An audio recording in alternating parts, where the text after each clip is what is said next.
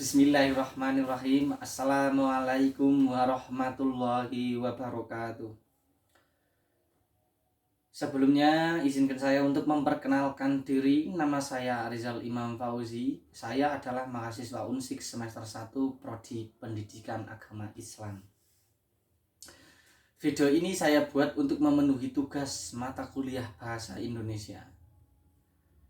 Oke, baik teman-teman, mari kita awali pertemuan ini dengan mengucapkan syukur kepada Allah Subhanahu wa Ta'ala yang telah memberikan kesempatan kepada kita untuk belajar dan berbagi ilmu. Hari ini kita akan membahas sebuah topik yang sangat penting, yaitu sejarah bahasa Indonesia serta kedudukan dan fungsinya dalam kehidupan kita sebagai bangsa Indonesia. Tidak lupa sholawat serta salam tercurah kepada Nabiullah Muhammad SAW yang senantiasa kita menanti-nanti syafaatnya di yaumil akhir. Amin amin ya rabbal alamin. Oh baik teman-teman, kita lanjut ke materi. Yang pertama, sejarah bahasa Indonesia. Bahasa Indonesia memiliki sejarah panjang yang erat kaitannya dengan perkembangan bangsa. Asal-usul bahasa Indonesia berasal dari bahasa Melayu yang telah digunakan sebagai lingua franca atau bahasa perantara di kawasan Nusantara sejak abad ke-7. Bukti penggunaan bahasa Melayu kuno dapat ditemukan pada prasasti seperti Prasasti Kedukan Bukit pada masa 683 Masehi. Yang kedua, bisa ditemukan pada Sumpah Pemuda pada tanggal 28 Oktober 1928.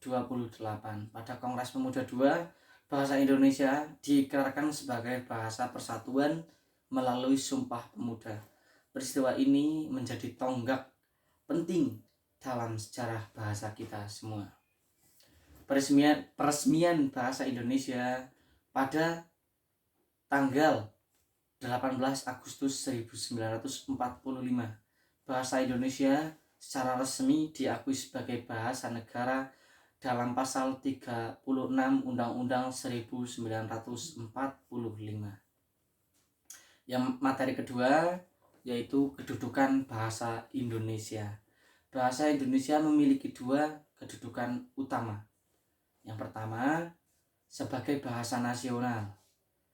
Lambang identitas nasional, alat pemersatu bangsa yang terdiri dari berbagai suku, budaya, dan bahasa daerah, sarana komunikasi antar daerah.